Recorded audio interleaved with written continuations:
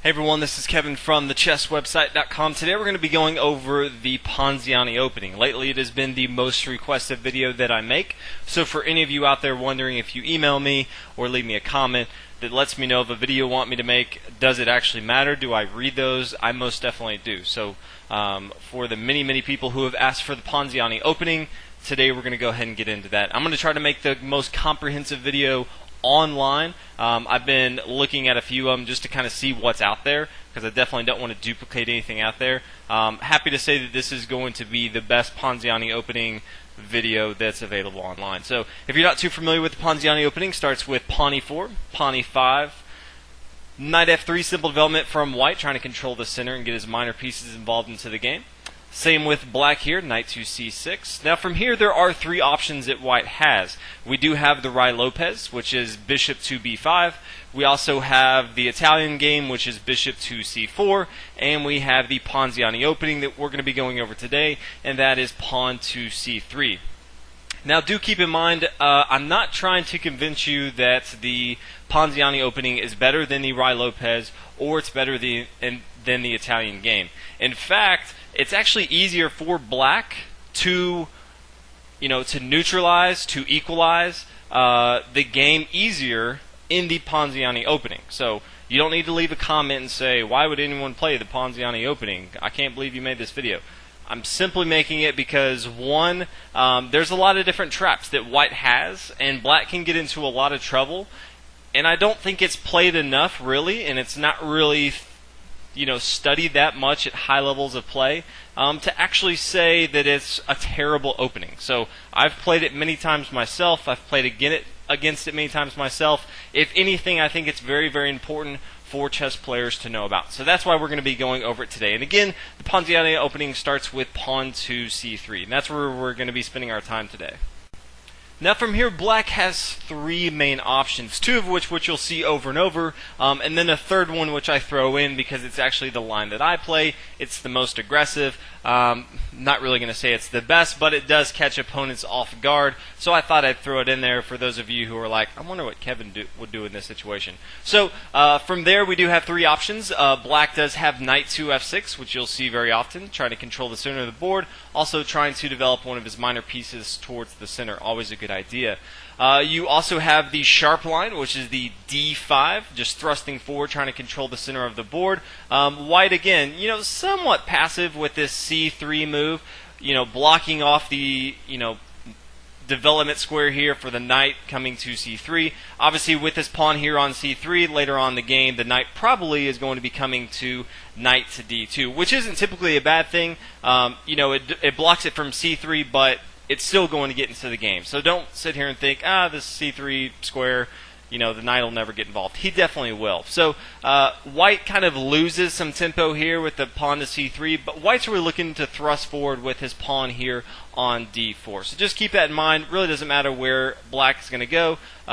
White's going to be thrusting forward with pawn to d4 at some point in the variation. So we do have d5, and then the last one, the most aggressive, that you may see black play. If you ever see me on chess.com and we're playing, you'll actually see me playing pawn to f5. Now again, not saying this is bad, worse, better, but obviously you may see this gambit here.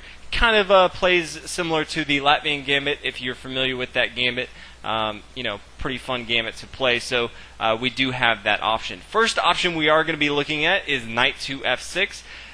This you're going to see more times than not. I think it's a fine defense from black. Definitely gives him a lot of options, but there's so many different things that white can do in this game, as well as black can do, that I definitely want to go over this first. Now from here, white's going to continue as we talked about, and he's going to play pawn to d4. Now from here, and I'm actually going to be saying this quite often in the video, black has many different options. You may have to go back, pause it, write down some of these, have your chessboard out if you want to make sure that you're getting all the different variations. But black definitely has a lot of different options here. One of his options he can come down and he can take on e4. He can also, if he wants to, he can just come in and take here on d4 with his pawn, or he can always try and just push his pawn forward with d5 and try to really attack the center of the board here with his pawns. The first one we're going to talk about is knight takes on e4. Again, white is gambiting off this white pawn on e4.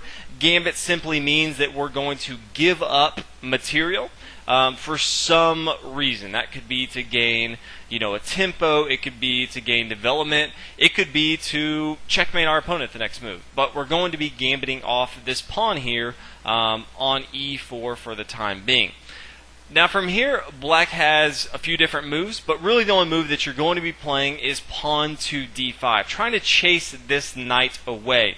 Now keep in mind, he really has two main options. You're not really going to see knight to b4 or knight to a5. You're really going to be seeing knight to b8, and you also may see knight to e7. Now both have their pros and cons, so I do want to go over each of those. Knight to e7, as you can see, really starts to hinder the development of the black pieces.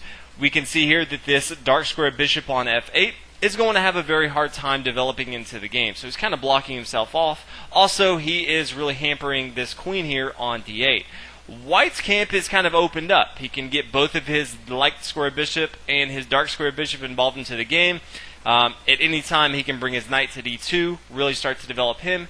And his queen is also, he can be very active. He has this diagonal, here to a4, and he also has this d file that he can work with. So this is kind of cramping black style, but so many people don't want to also come back to b8 and say, you know what, I moved and then I just moved back. I kind of wasted a move here, so tempo-wise, black is down. Again, white gave up material, so this is kind of what he wants. He either wants to be up in development, have an extra tempo, or he wants to kind of block off black's move with that knight to e7. So as far as how to attack this, obviously we not only want to know where black could go, but how we can attack this. So from here, white's actually going to play bishop to e3.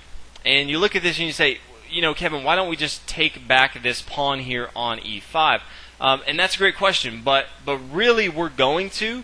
But this is kind of an in-between move here with bishop to e3, and we're kind of allowing black to hang himself. There's so many different ways that black can hurt himself that I really like this move, bishop to e3 here. Now currently black has one thing going for him. He is up in material, so what he really needs to do, he actually needs to hold on to that material advantage. Now this pawn here on e5 is hanging. Right now we are attacking it, or white's attacking it with this knight here on f3. So black would really like to reinforce this pawn here on e5. Now he does have a few options. He can always bring a pawn down to f6. He can always bring a pawn to d6. He can bring his queen to e7, or he can always bring his bishop to d6. All of these are going to defend the pawn here on e5.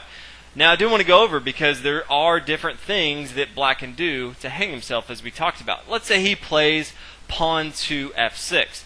Now from here, white can simply continue to take here on e5. Even though black thinks he can retake, now the queen can come back to h5, and the king has to move. Obviously nothing can protect the king, so the king's going to have to come to e7. The queen now swoops in to e5, capturing, and he's also attacking the knight here on e5.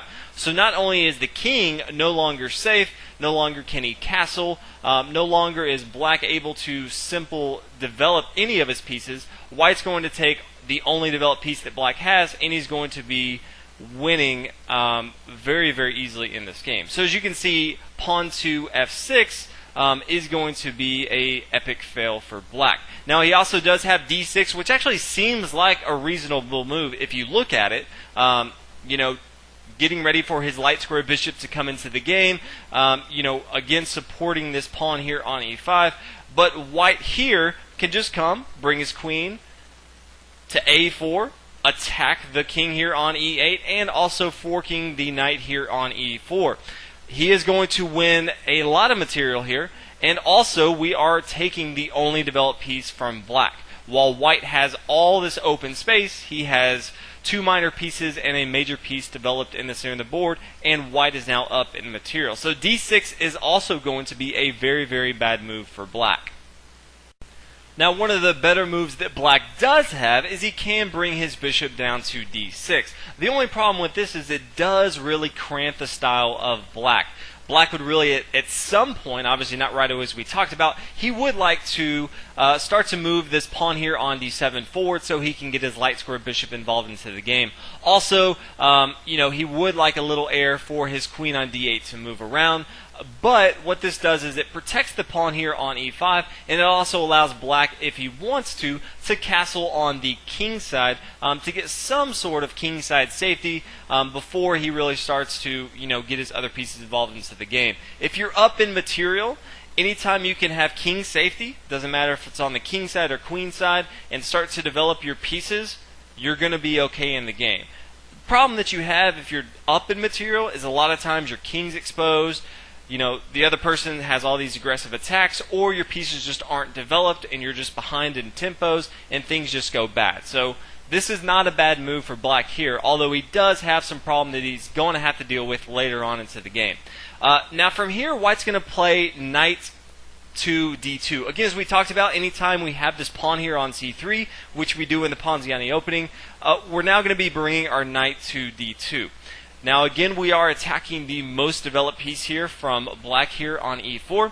So if he captures, if he takes on d2, our knight's now going to come back to d2, preparing for our knight coming to c4. Again, not only attacking the pawn on e5 here, but also attacking the bishop there on d6.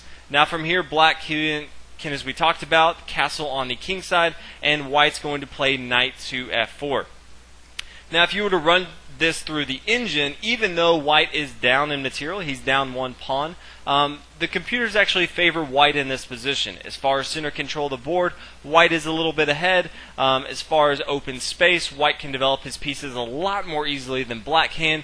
He's also attacking this bishop. He can have a bishop pair if he wants to later on to the game. It's going to be very, very hard for Black to hold on to both this bishop and his pawn here on e5, and White should have a very, very solid game here. So just keep that in mind.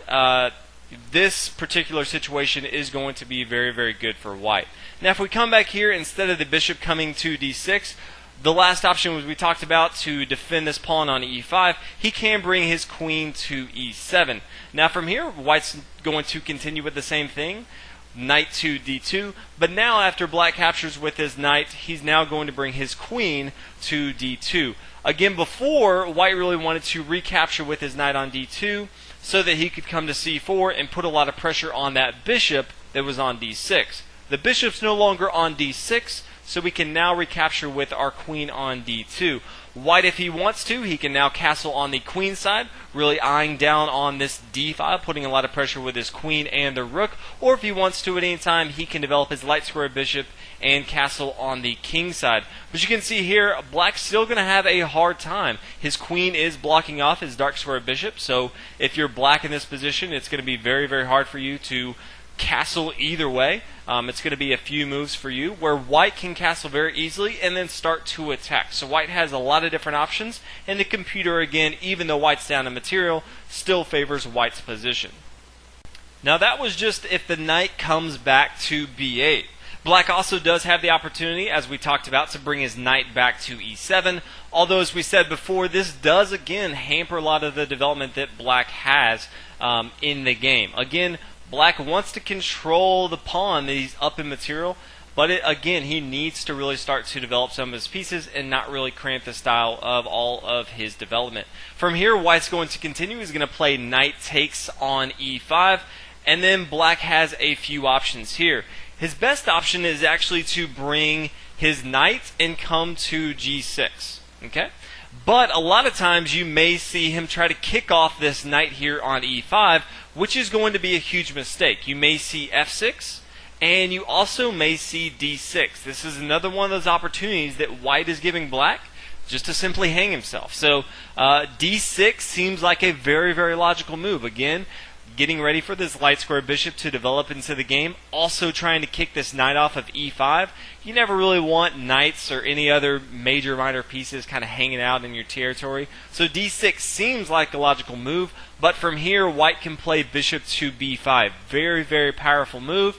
Again, this is check, so if for any reason Black tries to stop it, knight to c6 would be a mistake because the pawn would take it. Granted, this would be a mistake in general if you play d6, so it doesn't really matter what you play, it's going to be a mistake. But from here, if the pawn comes to c6, white can capture. If he doesn't recapture, he can always, play a move like pawn to c7, a discovered attack. So if white decides to recapture, he can recapture with his pawn on b7 taking on c6. Now from here, the knight can come into c6, attacking the queen here. Black has two options. If he takes here, then white's going to fork this rook here on a8. So obviously that's going to be very, very good for white. Also, black's going to have to move his king, or he could bring his bishop into the action, and again the rook would fall here. So if he does want to later on castle on the king side. Also, he can also bring his queen down to b6, but now white can play knight to d4. Again, discovered attack on the king here, and also defending the bishop here on b5. Now black does have two different options. He can just play, king to d8 if he wanted to, or he can always play his bishop to d7. Either way, it doesn't really matter. The king is going to have to move. He's going to be exposed, and he's no longer going to be able to castle on either side. The queen side has really opened up the game.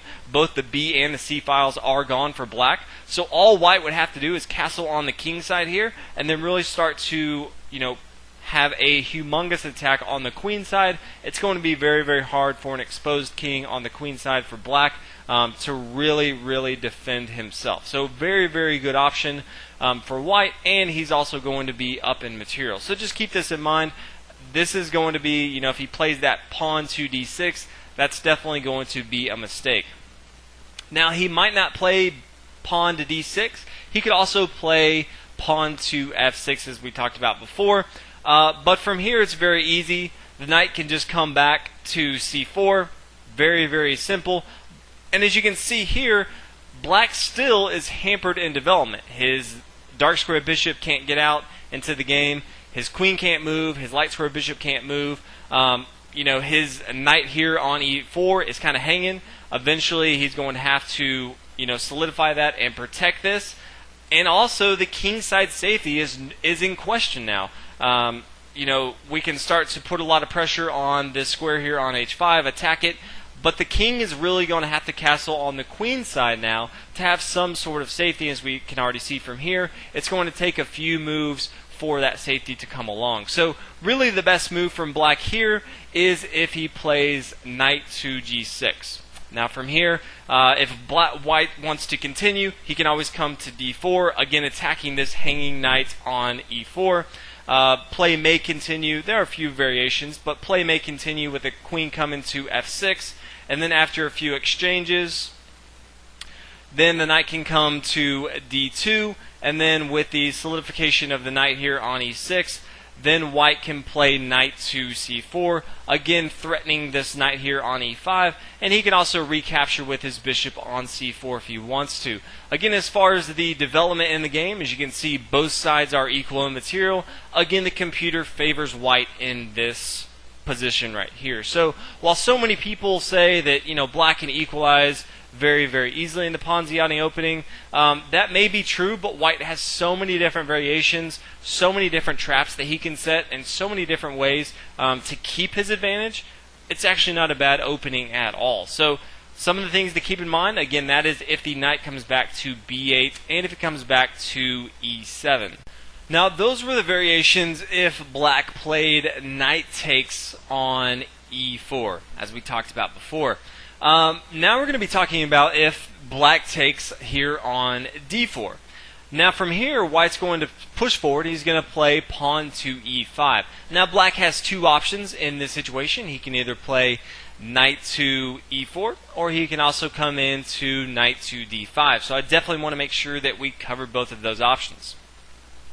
If he comes down to knight to e4, white's now going to play queen to e2. Again, attacking the knight here on e4. Anytime your opponent has his knight coming to this fourth rank here, really getting to your territory, you really want to attack it so he can really start to commit and try to defend that knight by any different variation that he wants to. Now black does have two different options here. He can solidify this. He can always move it back if he wants to. Obviously his really only move would be knight to c5, which I think would be a mistake. Obviously he can't come back to d6, he would lose it, or f6, he would move it, lose it. Even if he brought it back to g5, we have both our bishop on c1 and our knight on f3 attacking that. But black could try to solidify it with either pawn to d5 or the pawn coming to f5. Now, if the pawn comes down to f5, simple development move from black, then white can play en passant. So pawn takes on d6. Now, again, before anyone makes a comment that says, Kevin, that's an illegal move, I've never heard of en passant, so it can't be true. You can actually capture like this. If you really want to know how it works, you can just Google or Wikipedia en passant. But if you're on the 5th rank, if for white and black moves up 2 moves, you can capture like this. That's not an illegal move. That's legal. So from here, black can continue again and try to solidify this knight here on e4. And then here, white can play knight capturing on d4. And then if black wants to, he can recapture with his knight. And then the pawn's going to recapture here on d4. This is going to be a very, very good game for white as well. So that's one option. He can also, if he wanted to, first come down and solidify with his pawn on f5. And then after en passant here, then the pawn can come down to d5. And again, as we talked about before, the knight can come to d4 capture.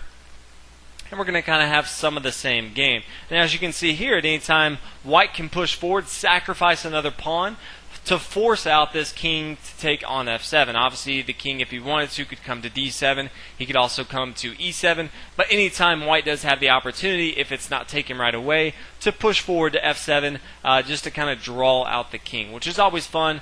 Just if you want to just start attacking your opponent's king, you can always push forward with the pawn here on f7.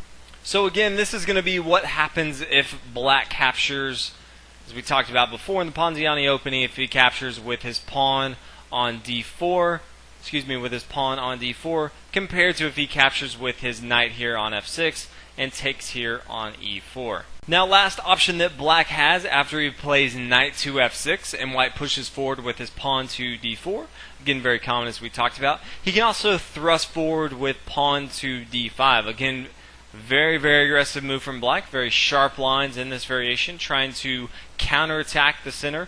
Really trying to test white to see if he studies his lines, to see who is really going to come out on top.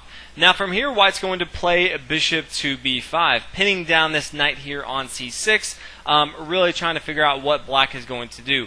Again, this knight here on c6 is a well-developed move, but it's also defending this pawn here on e5, and it's also attacking the pawn here on d4. So anytime you can develop your pieces, in this case we're developing our bishop, our light square bishop, allowing our king to castle on the king side, but also removing this defender, because this knight here on c6 can no longer come into the action to d4 or on e5. So from here, black does have a few options. He can always take with his pawn here on e4. From here, white can push forward with his pawn. You'll see this a lot in the Ponziani opening. Anytime one of the pieces moves, you're going to push forward and try to kick this knight away. Now the knight from here is going to come down to e4, and then white's going to recapture with his knight here on d4. Again, putting a lot of pressure on this knight on c6, and this knight is also being pinned down to the king here on e8.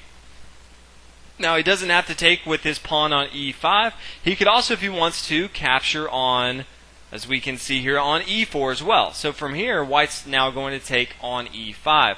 Now he is putting a lot of pressure on this knight here on c6. If black wanted to come in and kick that bishop off, he could always come down to a6. After the exchange here, then the queen could now come into a5 and put a lot of pressure on this pawn on c6. So again, black has doubled pawns here. He doesn't have a pawn on the b or the d file. This is going to be a very, very good game from white. So again, there's so many different variations. So it's very, very important that you understand all the different ways that black can attack you and how to counterattack those as well. The last one I do want to talk about, again, the knight can't come down and capture on d4, but the knight on f6 can come down and capture with his knight taking on e4. From here, white's going to continue, do the same thing. He's going to take with his knight here on e5, putting a lot of pressure again on this knight on c6. If black wants to play his bishop to d7, again, trying to break this pin that the bishop has, then after the exchange, this is not a bad exchange for white at all. After the exchange, same thing as we talked about before, white can castle on the king side, and black does have these doubled pawns here on the c file. So again, this is still going to be a very, very good game from white. He can start to get his knight developed, his rook developed to the e file, this open file. Obviously, black is going to get his dark square bishop involved into the game, castle on the king side, but white should have a very, very good game from here as well. So that's going to happen if the black side decides to push forward with his pawn to d5. Now those are quite a few variations. Those are all for if black plays knight to f6. Black again does not have to play knight to f6. One of the sharpest moves, and again one of the most popular moves, second only to knight to f6, is actually pawn to d5. A very, very sharp line from black, probably one of the sharpest that he can play in this situation, minus the gambit here on f5. Now from here, white's going to do the same thing. So very, very common theme. Whereas before, white and black had a lot of different options, this one's going to be a little bit more straightforward. The queen's now going to come to a4, and he's going to try to pin down this knight here on c6 to the king. He's also going to try to protect this pawn here on e4. If he doesn't have to, he really doesn't want to play a move, like bishop to d3, really hampering his, dark square bishop development. Can't really move his pawn for a while. If he doesn't have to, his first move, he really doesn't want it to be pawn to d3 if he doesn't have to. Simply because he is now blocking off his light square bishop development. So instead, he's now going to bring his queen to a4. Again, be aggressive sometimes. In this case, you definitely need to be aggressive. Again, pinning down this knight and also defending this pawn here on e4. Now from here, black can do one of a couple things. He can bring his queen down to d6 if he wanted to. From here, white can start to try to harass this queen here on d6. He can play knight to a3, getting ready for his knight to come to b5. Black can now start to put more pressure. He can play knight to f6, again really starting to attack this pawn here on e4. White now has to play knight to b5, trying to distract this queen on d6. After the queen moves, and now white can play pawn to d3. So again, from here, white can always bring his bishop to e2, castle on the king side if he wants to. He's a little bit weak in his pawn structure, but he can still have a very, very good game from here. Now, if we come back a few moves, I'll just go through them again.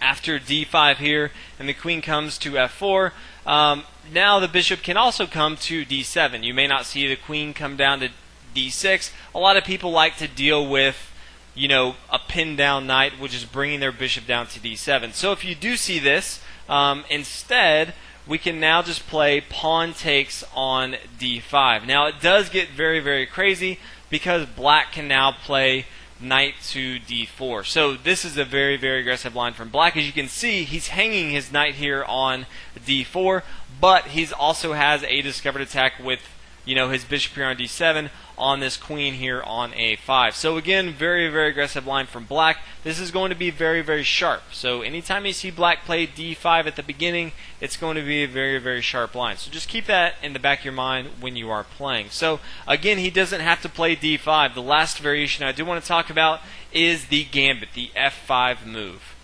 So again, the gambit from here, it plays very similar to the Latvian gambit in some respects, but it's just pawn to f4.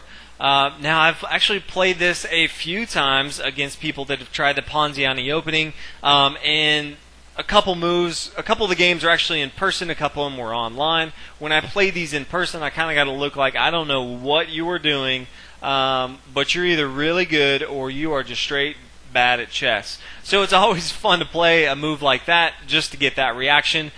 From here, after white takes on f5, then the black queen can come down to f6, again putting a lot of pressure on this f5 square, and he's also, trying to attack and control this long dark diagonal.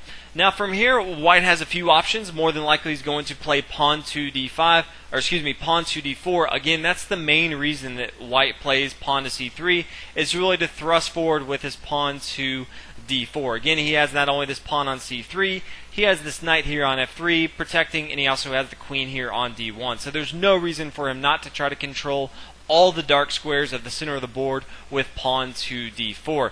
Now from here, black's going to just start pushing forward. He's going to play pawn to e4. Again, as we talked about, main theme in the Ponziani opening, both sides trying to push forward, trying to move those knights off of those critical squares of c6, f6, f3, and the c3 squares. So from here, white's going to have to move. He can bring his knight to g5, probably the best square for him. It is very, very aggressive, and it's also being defended by the bishop here on c1, so really there's no reason not to. You definitely don't want to bring him back to d2, hinder the development of your minor and major pieces, and you definitely don't want to bring him back to g1 after you develop your pieces. If you don't have to, you don't want to bring them back to the square they came from. Now from here, black does have a few options, but his best move is just to play pawn to d5. And this does a few things. First, it opens up the door for his light square bishop to get involved into the game. It also solidifies this pawn here on e4. This becomes a very, very powerful pawn for black later on to the game. It's also being attacked by the knight here on g5. So he needs to not only solidify this, but he also needs to put more pressure on this pawn here on f5. Now keep in mind, white is up in material. Black gambited off a pawn on f5, so white has a few options. He can give up this pawn, he can give it back to black, or he can try to hold on to it. So again, it doesn't really matter which way white wants to go. If he does want to try to hold on to it, he can play pawn to g4. Again, light square bishop can no longer come in and take it. He is being defended by the pawn here on g4. This starts to get really crazy. There's not too much theory on it, but black now can play pawn to h5, and it just gets messy from here. Just chaos all over the board. As you can see, white's no longer going to be able to safely castle on the king side. Later on he can try to castle on the queen side, but it's not that safe as well. Black pretty much has given up on castling on the king side. He can always castle on the queen side. He is down in material, but he's really trying to break up this pawn structure right here that he has, trying to control this f5 square. So there's so many different sharp lines. This is just a fantastic game to play. I've come to this exact position quite a few times when I play as black in the Ponziani opening, and I can tell you from first-hand experience, there's just fireworks all over the board. So this is the Ponziani opening. I know there was a lot of different variations. I wanted to make sure I covered everything to make sure that if you're white or black, that you don't fall into traps, that you know exactly what you're looking for, that you don't have to think a lot of different lines. Where should I be going? You know exactly what to do. Feel free to try it out. I know many people will tell you that it's a terrible opening. Again, I'm not trying to tell you it's the greatest opening ever, or GM should be playing it every time they play chess. But I do think it's important to know, and I think you can have great success if you know exactly what you're doing in the Ponziani opening. So feel free to play around. Let me know what you guys think. Tell me if you have success or failures with it. Also, again, if you have a video that you want to see, whether it's me playing, whether it's commentating other games, whether it's an opening, whether it's deep analysis of various lines as we did in the Sicilian, definitely let me know. I have a list of moves videos that I want to make, but if people let me know of a very specific one, definitely feel free to let me know, and I'll definitely make sure that I make that. If you guys haven't already, again, check out the website, thechesswebsite.com, and I'll see you guys in the next video. Thanks for watching.